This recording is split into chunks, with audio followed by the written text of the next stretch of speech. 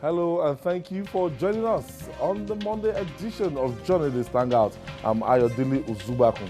Today on the program, Governor Masari says only 30 policemen guard 100 Kastina villages, calls for prayer to defeat armed banditry, as Shehu of Borno tells Governor Zulum that his people are no longer safe. After Senator Gamade's defection, APC invites Atiku Tambuwal Yotom to rejoin ruling party. And later on the show, Arsenal clinch 14th FA Cup title. I'll be hanging out with Babajide Kolade Otitoju, while Mayor Akikpelu and Olayinka Oyebile will be joining us via Skype. So if you're ready, let the hangout start now.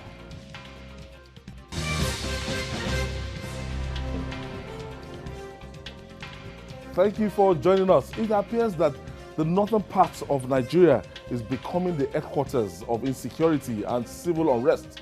Yet, not enough security personnel has been deployed to forestall an escalation. The governor of Kastina State, Aminu Bello Masari, says the number of police officers in the states is grossly inadequate. According to the governor, only 30 policemen guard 100 villages in the states.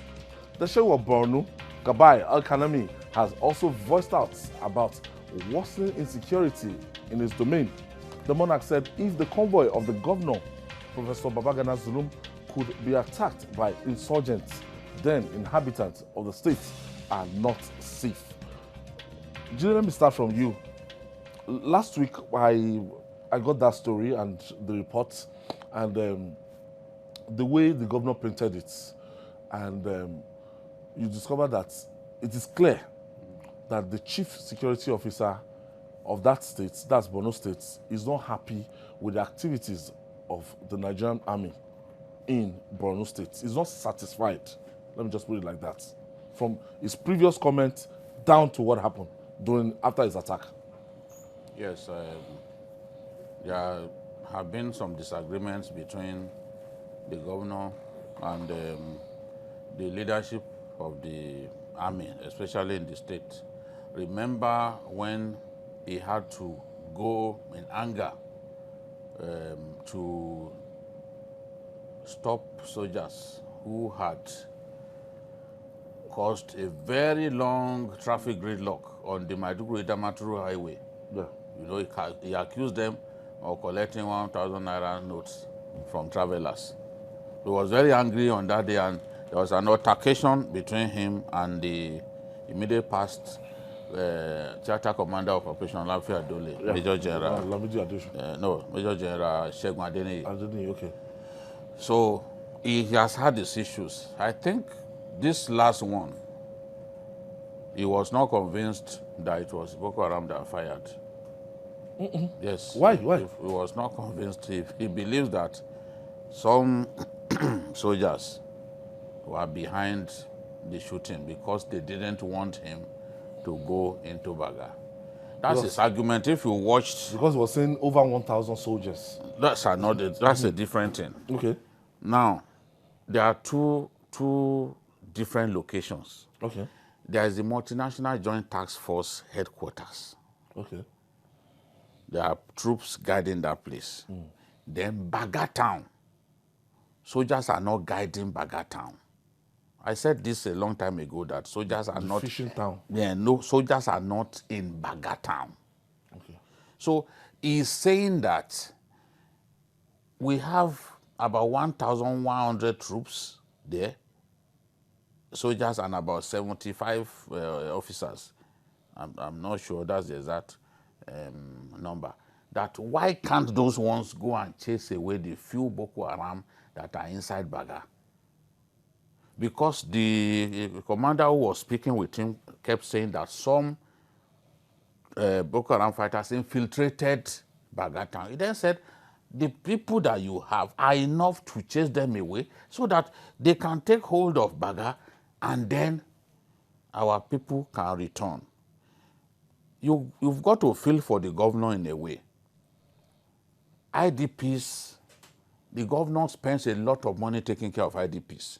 Mr. President claimed in his last speech that the people have returned home. And I say, hell no. The people have not returned home.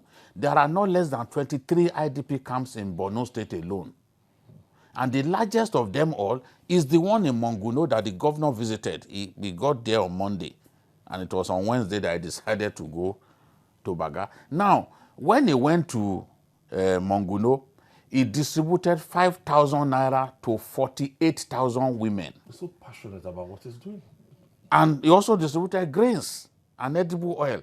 Now, if you calculate 5,000 naira in 48,000 places, you know that is a lot of money. It just cannot stand these people suffering. This same governor has gone all the way to Niger Republic because some of our people are keeping refuge in the Niger Republic because they prefer to stay in Niger. The people, there's this local government called Abadam. Abadam, no Nigerian is living in Abadam. I say this with a high sense of responsibility. The residents of Abadam, which is where you have Malam Fatori, that town Malam Fatori, they are in Niger Republic hiding. The governor had to go there to give them relief materials. They are too scared to stay in their own country. But Niger is closer to them, so they are hiding there. So what he wants is make that place safe so that our people can return. Government cannot continue. NGOs cannot continue to feed people in IDP camps. It's not sustainable. Let's tell ourselves the truth. So that is the thing. How long? Remember that even Kashim Shettima too tried at one point. He said, no, we will close IDP camps. I'll relocate them under duress. You can close IDP camps in Yobe. You can close in Adamawa. They used to have IDP camps. But in Borno, you can't because that's the epicenter. And majority of the towns in Borno are not safe. And most of those local governments, in some cases, you just have a local government. All the towns around it, nobody is living in them. None of them is safe. I've said it here before, that the ward where Senator Alin Dume comes from, and Baghdad, he cannot go to his ward. I'm saying it. That's a fact. So this is the thing. Keep the place safe so that we can bring our people back. That is the source of the disagreement. And when the army said, okay, we've chased those ones away, let's go back there, the governor said, I'm not going. I think that was a very wise decision to take. It would have been foolish of him to go there. What if he goes there that same day and they fire at him? People will blame me. And I have warned him. I've warned the governor as a friend that it is not everywhere in Borno that you can go to. Don't kid yourself. You can't go to everywhere in Borno. Many places in Borno are not safe. They can easily overwhelm your convoy. People go to army camps to dislodge soldiers. So this is the thing. But I can feel his passion. I can feel his passion. He's frustrated. That's why some of the things that he said, normally he would not want to say those things. But he's a man whose frustration has reached this point. But we have to advise him too that he has to calm things down. Mayor, are you not worried about the relationship between Governor Professor Zulum and the Nigerian army in Borno State? Yeah, I think I am worried because I think the governor has to be very careful. I can understand his frustration, but it is not wise to keep attacking the military all the time. Yeah, I know that they have not done as much as they would like, but when you rely on somebody to do the protection in your area for you, you have to find a way of managing them. Criticizing them every time that he thinks they've not done well is not good enough. I can understand his frustration. But I think it is not a wise move. He has to find a way to sit with the president so that the high command, the military high command, will do what is expected of them. I think the problem in Borno is the same thing that the governor has been complaining about. We have a military who is overstretched. We have a military who does not have enough resources to prosecute the war.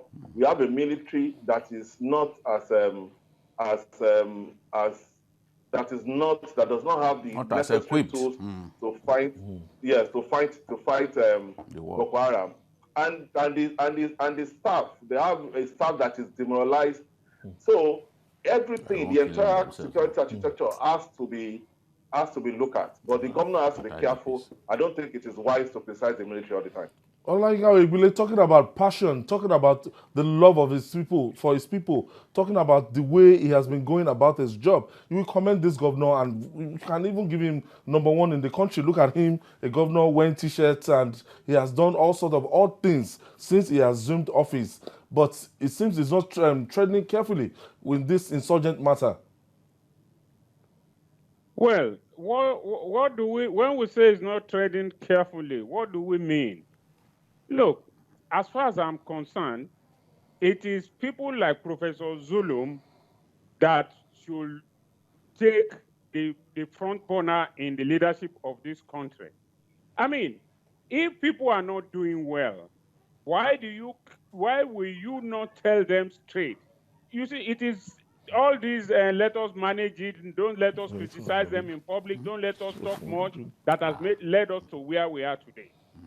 What the governor has done, as far as I'm concerned, unless I've been otherwise advised or known, perhaps he has said this thing behind the closed door several times, and nothing is happening. Tired now. I mean, he's tired. If you look at it, it's just the same thing as his predecessor. You know, his predecessor too, at one point, was almost frustrated like this and tired. And look, why is this thing like this? So I mean, if in a situation where you are doing your best, and those who are supposed to give you cover are not doing their best, what happens? Imagine what would have happened if the attack had taken the life of the governor. What would have happened? So, I mean, as far as the governor is concerned, I think he's on the right path, just like his predecessor.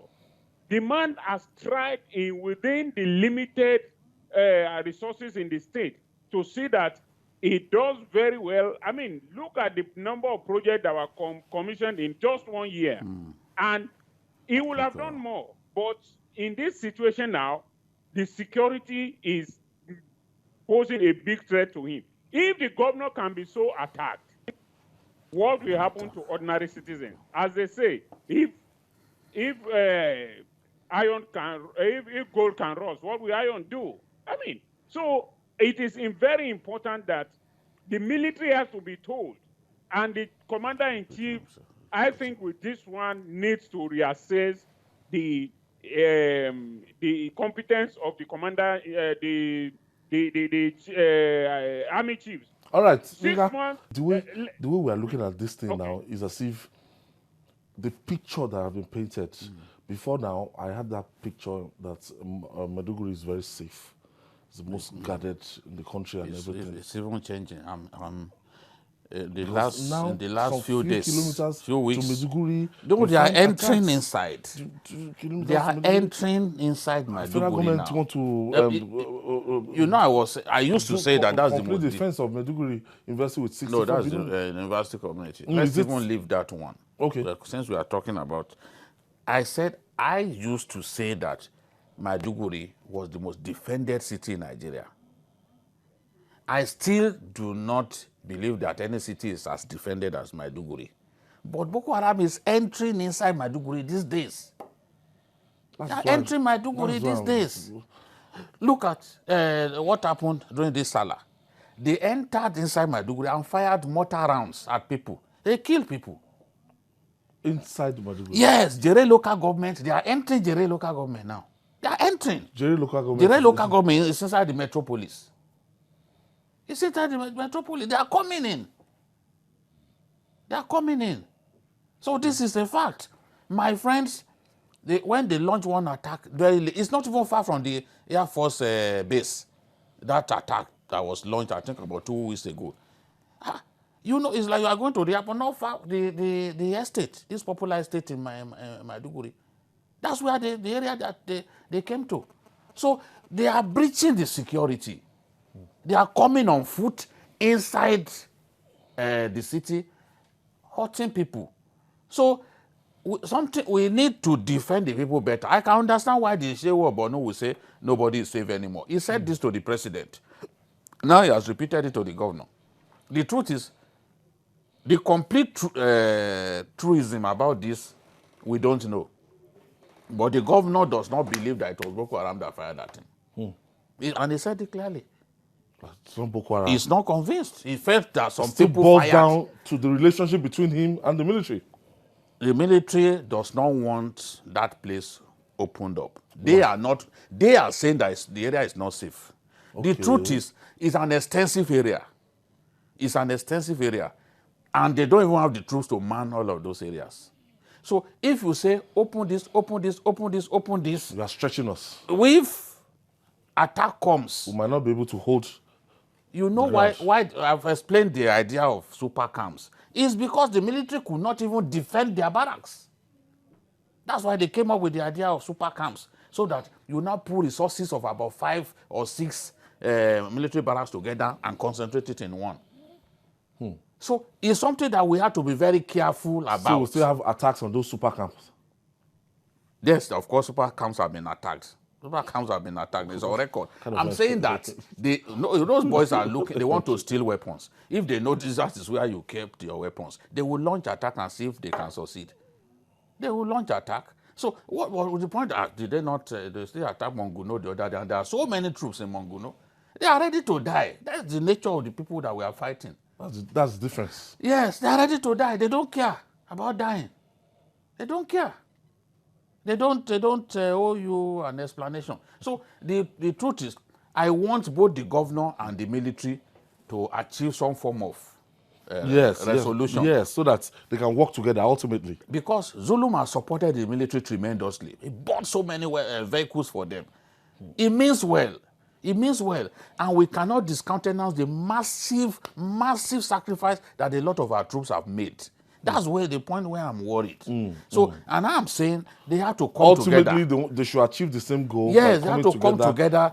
And the governor needs to stop some of these comments that he's making, because they are very hurtful comments.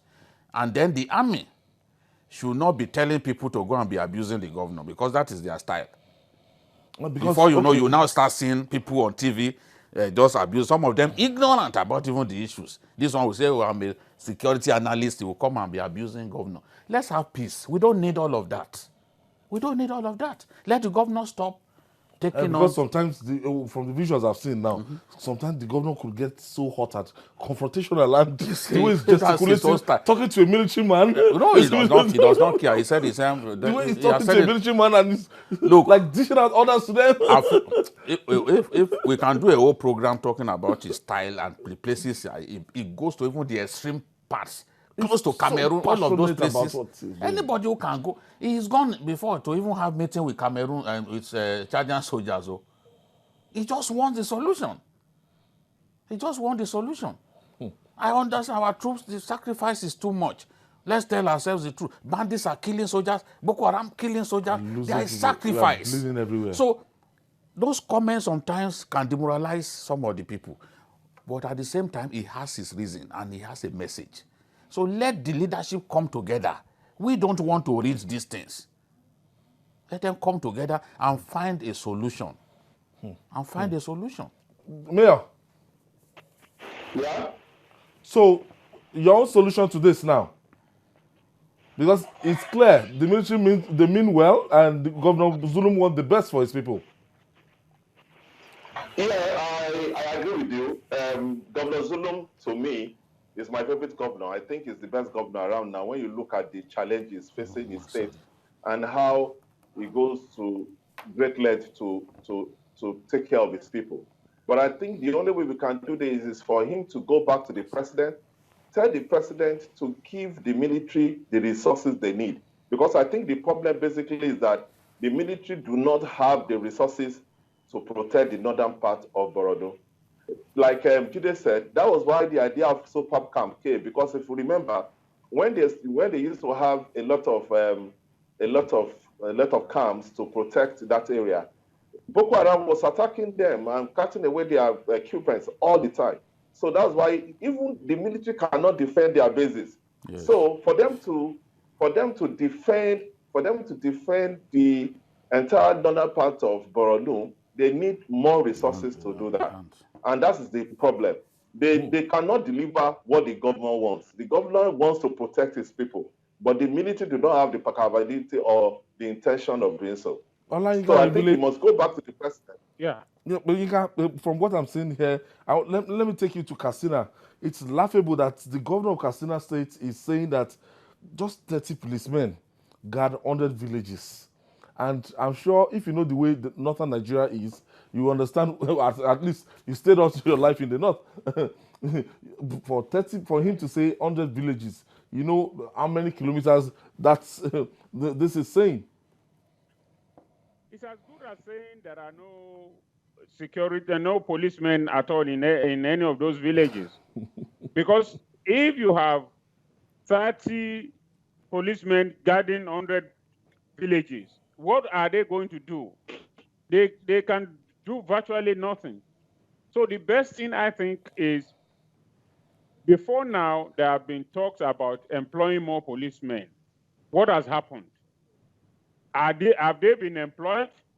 Are they no longer interested in employing them? So this must be things that must be addressed frontally. They must look for ways to improve. All the policemen that are guarding all those important personalities, they need to withdraw some of them if we are not ready yet to employ more policemen. But I think even we must meet the United Nations usual standard. There is a particular number of policemen that must be in a country or in an environment. Jide, wrapping up on this now, I think I can feel the pains of Governor Right Honorable Aminu Bello Masari, because this is getting frustrating, because he ultimately said they need prayer.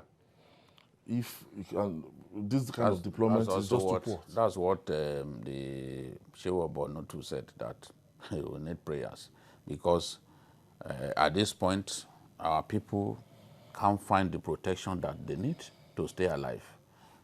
Boko Haram killing people, and abducting people on the highway, Maiduguri Monguno highway, picking people and then slaughtering them. Bandits too running riot in the northwest and north central. What do we then do? But prayers are not enough. And I'm happy that the Air Force, for example, they've invested in unmanned area vehicles. So those drones will come. Yes, okay. Those drones will come, and the good thing about those drones is, one, they can fly at high altitude without being detected. Like stealth. Yes, they are smaller than the normal manned airplanes. They are smaller, so you won't even hear their sound. Because once you are coming with an Alpha jet, the sound alone, those boys will start taking to their heels. But with the unmanned area vehicle, they will not know. With the drones, they will not know that is coming close. And before you know it, will drop its payload on them. So they are working on that very soon. Deploy. Yes, they are going to be deployed now in that area and the northeast. So even the usual tiredness that you as a pilot will face, the unmanned vehicle will not face that. You can stay on air for hours and hours, simply bombing those good-for-nothing people, you know? So this is the thing. This is an investment. Government needs to invest more in things like this, because they are like game changers for you. How did America kill Soleimani? It was an unmanned area vehicle. Yeah. So those drones are important. We don't have enough people to man the whole of that area. So the drones can do a lot to help us cover. We don't have enough planes. The drones will help us cover a lot of those areas. Still to come. After Senator Gamade's defection, APC invites Atiku Tambuwal Yotom to rejoin ruling party. We'll be right back after this break. Stay with us. Thank you for joining us. Come, let us reason together. This appears to be the message of the All Progressive Congress, APC, to its chieftain who left its fold a few years ago, following the return of the former Speaker of the House of Representatives, Jakubu Dogara, and Senator Barnabas Gemade. The APC is urging former Vice President Atiku Abubakar, Governors Aminu Tambuwal of Sokoto State and Governor Samuel Yotom of Benue State, as well as the former Senate President Saraki, who left for the People's Democratic Party, PDP, to return to the ruling party. Oh, this is quite interesting. I know the game we have here, Jide, is just strictly about interests. It doesn't have to do with APC or PDP as a party, because as far as some of us are concerned from outside, it's almost the same thing. So if 2023 suits the vehicle and the purpose of any of these guys that have been mentioned, if they have a better chance to actualize their aspiration in 2023, APC will be the best. If they have brighter chance, like the likes of Tambuwal, the likes of Atiku Abubakar, because I see a replay of what happened in 2019, again, the UK bloc and the Atiku bloc, again, playing out in 2023. I don't know, I might be wrong. But Dogara coming back, some of us, we now understand why someone like Dogara must come back. But is this in the interest of somebody like Bukola Saraki to come back to the All Progressive Congress? To come and do what? I don't know. I don't know if he even has plans to come back, because even Bolaji Abdullah has denied that he has any plan to join the APC. Bukola is in the UK, just enjoying his holiday away from politics. But for the people that have been mentioned, that they want them back, because the party was saying, we are sure all true progressives who left the party over whatever grievances to return and join ongoing efforts to reposition the APC and further achieve pro-people plans for our country. Now, the Bunin Caretaker Committee is also saddled with the responsibility of reconciling APC, and you can see that he has started that. Moving. You know, and one of the first heavyweights that he got was Dogara. He was taking Dogara before the president, and as you can see, the president has received him. But the truth is, it will be difficult for people like Otom to go back to the APC. One, Otom is the leader of the PDP now in Benue. Doesn't have to. If he goes back to the APC, Akume he will not be able to displace Akume as the leader. He will be under Akume. What has happened in the PDP is, Mr. Governor comes up and says, see, give me the free hand to pick my commissioners. I will let you pick special advisors. During the Akume reign, he couldn't do that. Because Akume was the undisputed leader of the party in the state. Not many people would want to give up their leadership of the party. Risky. To go and be lieutenant to someone. And it's the same thing when you look at Tambuwal. Tambuwal and Aliu Magataka Dawamako do not see eye to eye now because of Tambuwal's relationship with Dahatu Bafarawa, Atahiru Bafarawa. So it's a complex thing. If Tambuwal moves to the APC, Atiku is likely to remain in the PDP. And you can understand why. Because in the PDP today, the two most dominant possible presidential candidates are those two men, Atiku and Tambuwal. Yeah. Because the tendencies that they represent are still very active in the party. Lison Wike is still a key person, and it is Tambuwal that he wants. So what I'm saying is, Atiku will know that he stands a good chance on picking the PDP ticket with someone like Tambuwal out of the way. You get my point? So if Tambuwal were to make the first move, he will most likely remain, because the PDP has never hidden the fact that it is going to zone the presidency to the north. They've never hidden that fact. They've said it repeatedly. As in the PDP? Yes, from the beginning. That's strategic. Yeah, so in 2023. So I don't see how some of these people can go back And if at this time. if Atiku comes to APC, he will come with the sole aim of getting the presidential ticket.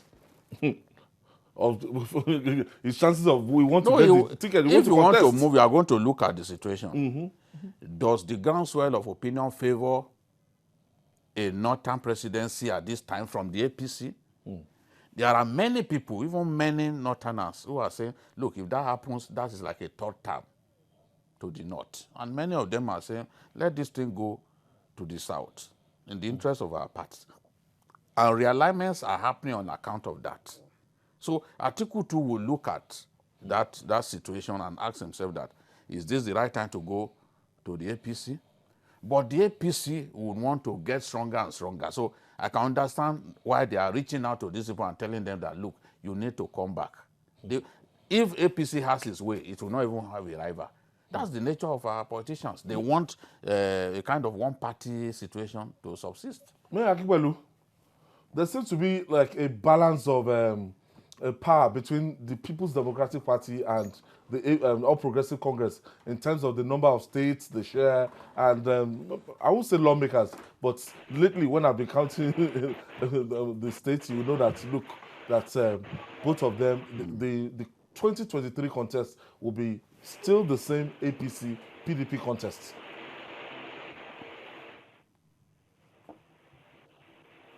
Mayor. Hello, Mayor. Can you hear me? Yeah, I think it is very unfortunate that Nigerian politicians do not care about the people they claim they represent. Every time they tell us, oh, my people, I'm protecting the interests of my people. But in real life, what they protect is just their own interest. And it has become so shameful the way they move from one party to another.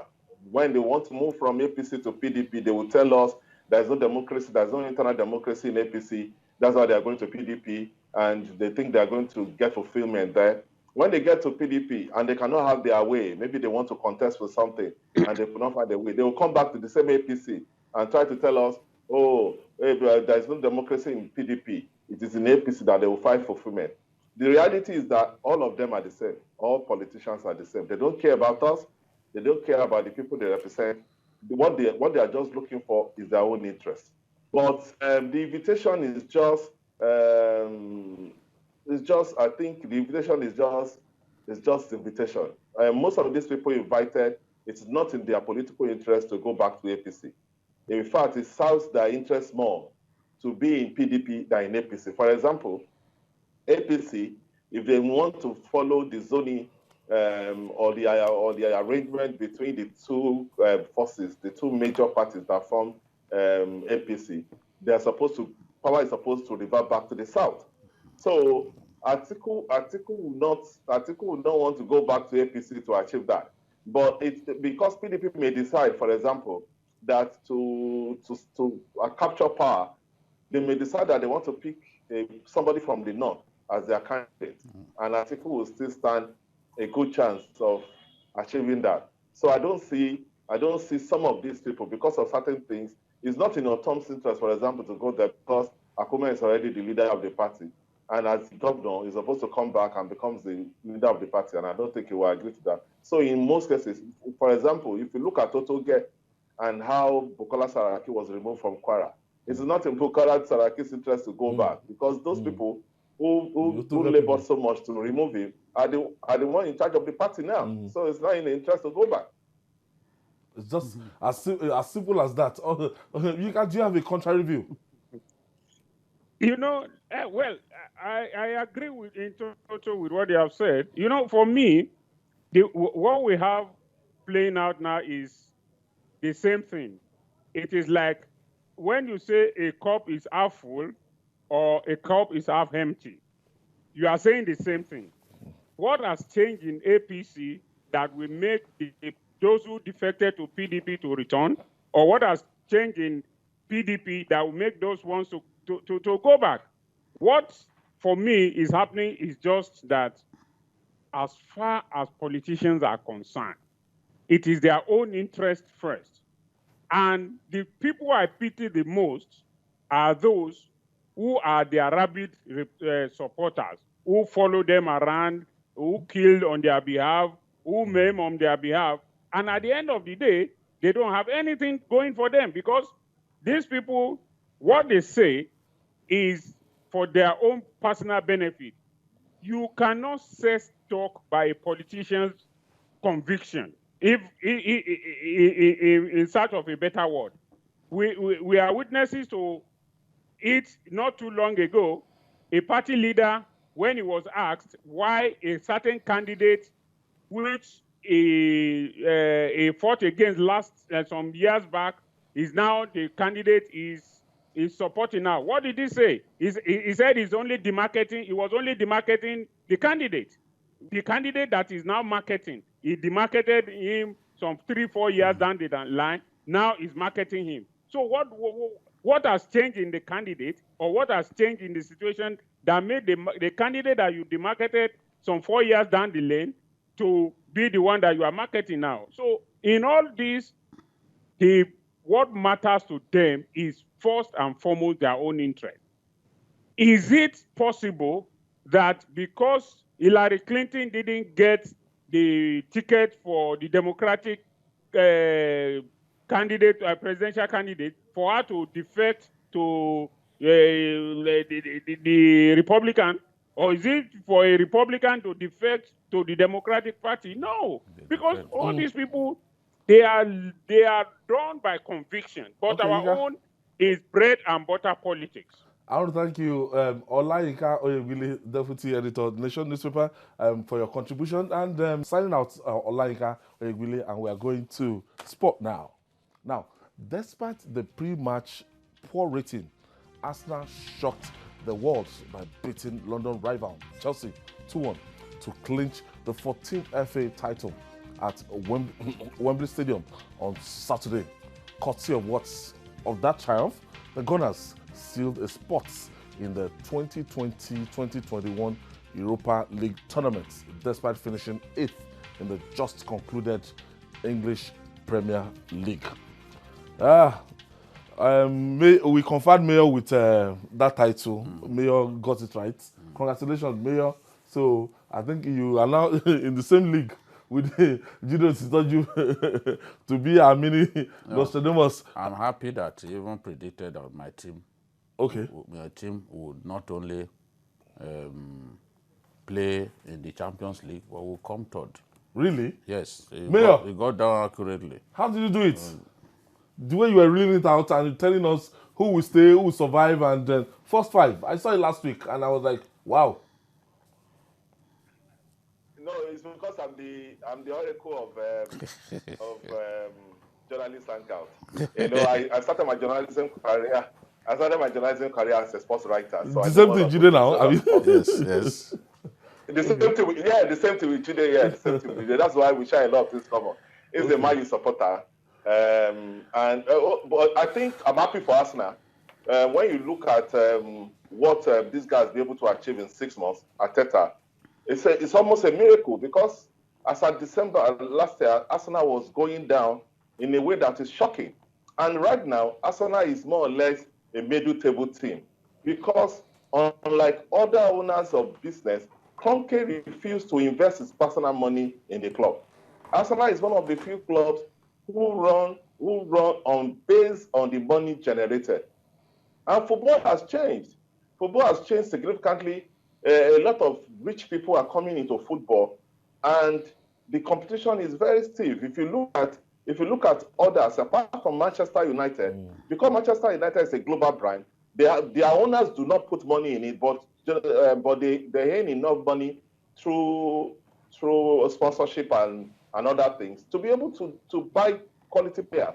But all the other clubs, Man City, Chelsea, all of them, Wolves, all of Leicester, all of them have rich owners who are investing a lot of money in the club. But Kroenke is not doing that. And I think that if Kroenke does not change his style by investing money this time, Arsenal will end up being, despite winning the FA Cup, they will end up being a middle table team. Because already, for the first time in 25 years, Arsenal is 8th position, which is shocking. They've always been top 4 for 22 years.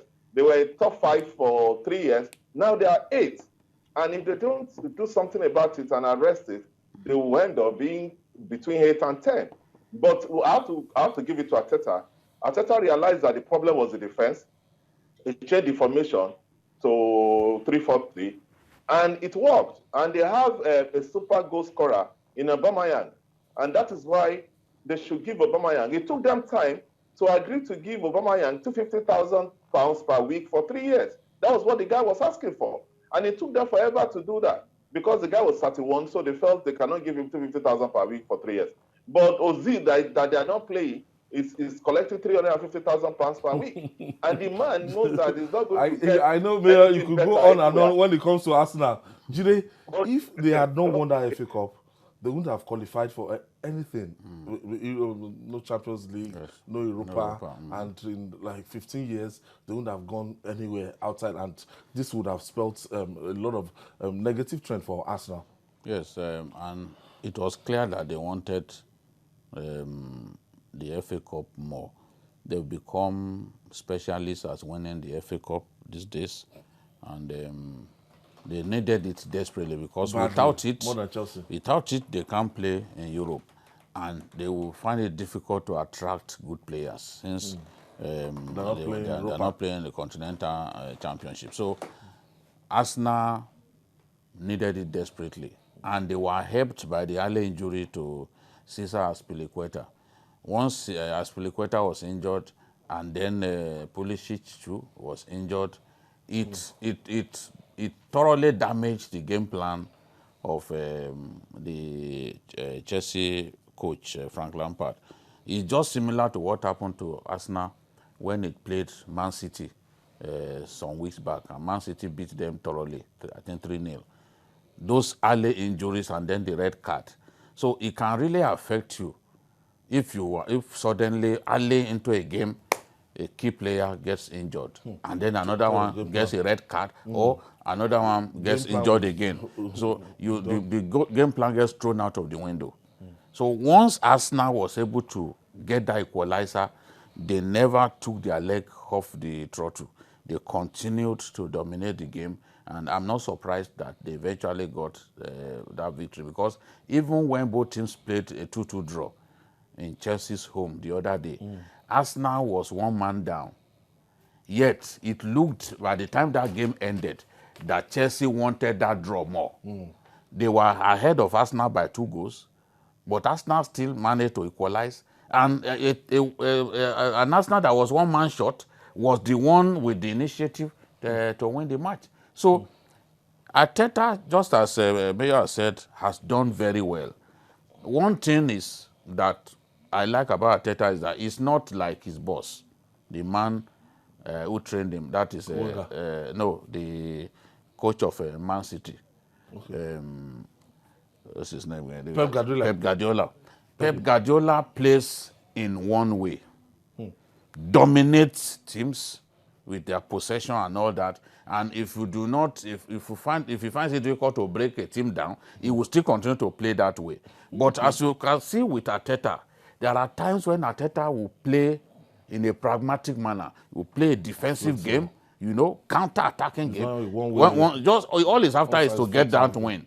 Okay. Even against Wolves, it was the counter-attacking game that gave Arsenal victory. So Arteta is able to mix up tactics just so that he can get results. And it shows that the Arsenal board took the right decision when they took that gamble, because many people will not go for a player, a coach without a history of winning anything.